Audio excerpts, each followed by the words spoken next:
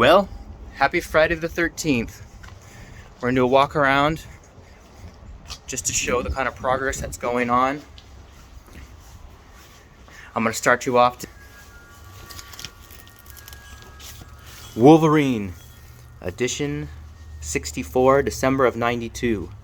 Aladdin had not yet been released. I was 10 years old, and I was making about 50 cents a week for allowance. That means that this probably took me about 3 weeks or so when I went to the Rayleigh's in Modesto, which no longer exists. 30 years ago it did, and I bought this comic book. And it was the first comic book that I really took care of. This one, that I got not long afterwards, is the first one that I traded for. JT, the neighbor boy across the street, who actually hooked me up with a copy of Vanilla Ice and MC Hammer on cassette. I traded this to him, and it was comic books and pogs all the way when I was 10, 30 years ago. But here we are in the house, and right now I'm working on cutting up the floor. I want to try to air out the house so that when restoration can begin, a lot of stuff will already be aired out or closer to the way it's supposed to be. The garage doesn't open anymore, but at least it's shut all the way. So in here, I'll try to save some stuff later, maybe chairs and things like that, but we might have found a place to stay. So the first things I'm going to try to work on, besides airing out the rooms, opening all the doors and windows, is going to be disassembling furniture, beds, things like that, tables that we're going to take to this new place, figuring out how we're going to settle in so we can get the place all connected up and start moving them out of here. A storm is supposed to go from today in the afternoon up until next Wednesday, so we got about 5 days of hard rain. So I don't know what that will look like. So it's important that we can move what we can move. There's been a lot of things, warping that have developed. The baseboard's away from the walls, and so things have really wicked up into the walls and the floor and into the rooms. So I've been trying to move blankets and stuff that were on the beds, because we got the ones mostly in the closets. Try to rise up underneath the beds a little bit so when we put it into the new room that it won't wick back down into those carpets and damage where we move out of. I'm going to try to cut up the floors in here after I start moving the books and things off these shelves. Try to get these shelves out of here. Maybe save those.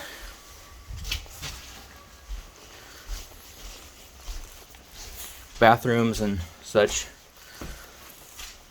There's not a lot to do in here. Most of it was on the floor or gone or not important. And of course, my audio equipment that was in the closet, there's really nothing to be done all about that. Monitors and things. Although my Legos did get saved. Hooray for Legos. And some other things, they did get saved. Books, papers. I'm also looking for titles and things that are going to be needed for taxes. Washer and dryer, I think might be okay, but we'll have to wait and see when we plug them in. Same thing in here. I put the dresser drawer up on risers. Try to take things out of the closets. This bed I'm going to take out of here today.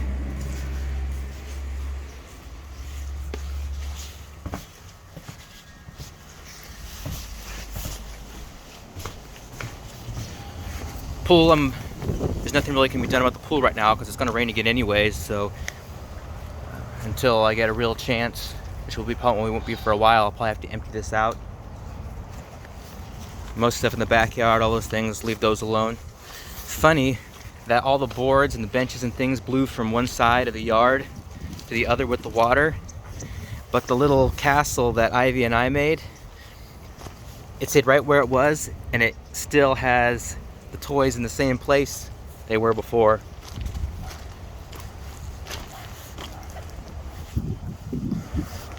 Most of the goat stuff did not move. Barn didn't move. Chickens and such, they've stayed on property. Hay, some of it might be salvageable, still there.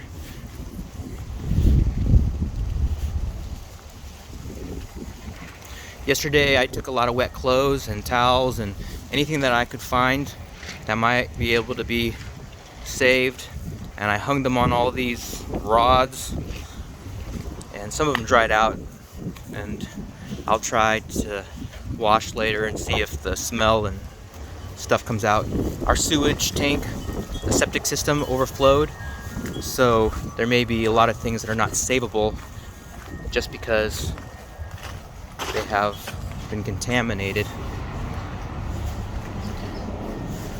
The hay in the garage, of course, some of it can be saved. You can see where it came up to right here on the hay. The things are still sort of wicking up, so some things that have not actually started out damaged, as time goes on, they continue to be damaged.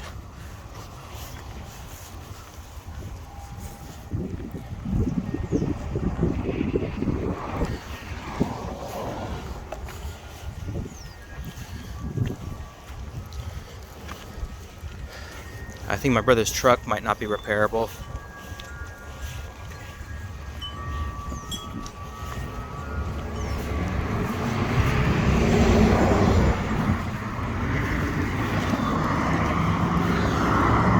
I tried throwing some straw over in the front yard so when it rains again, maybe that it won't be such a hard time to get stuff out of the garage.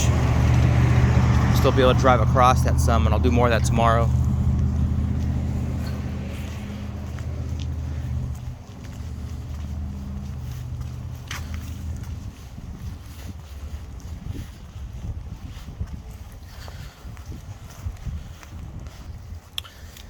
So there you have it.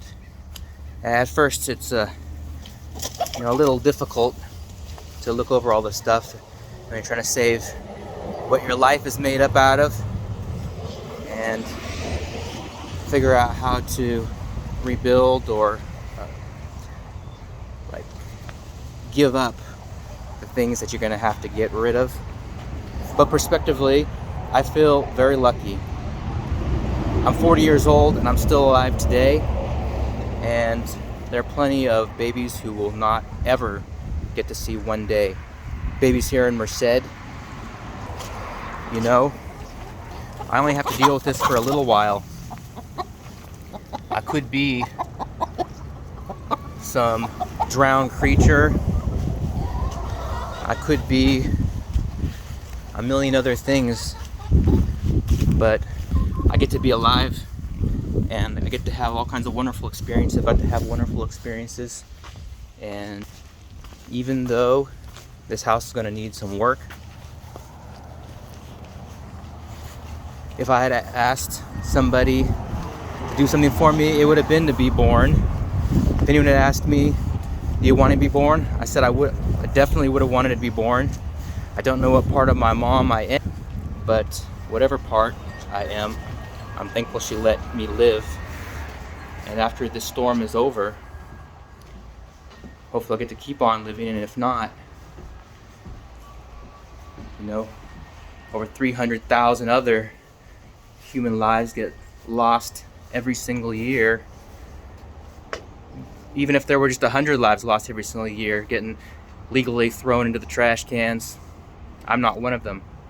And there's people who love me and take care of me, and there's been a big outreach to help me and my family and my wife there's from all kinds of people. So I'm super thankful that people care about us, and it's been a big help, a big help. Boxes or food or my mom giving us a space to stay, I super appreciate that. And even if they didn't give us those things, I've still got to do a lot of amazing things and enjoy a wonderful life so far. So prospectively, this is the good life. This is the good life. Of it that are this odyssey, this adventure, this difficulty, they're just part of an amazing story, and it's going to be an amazing rebuild story too. So even though I pay taxes on things I don't agree with, and I shop at places that I would like to not do, and I'm a part of this world that has a lot of problems, I'm also a part of this world that has a lot of wonderful things too, and I'm thankful for being a part of it.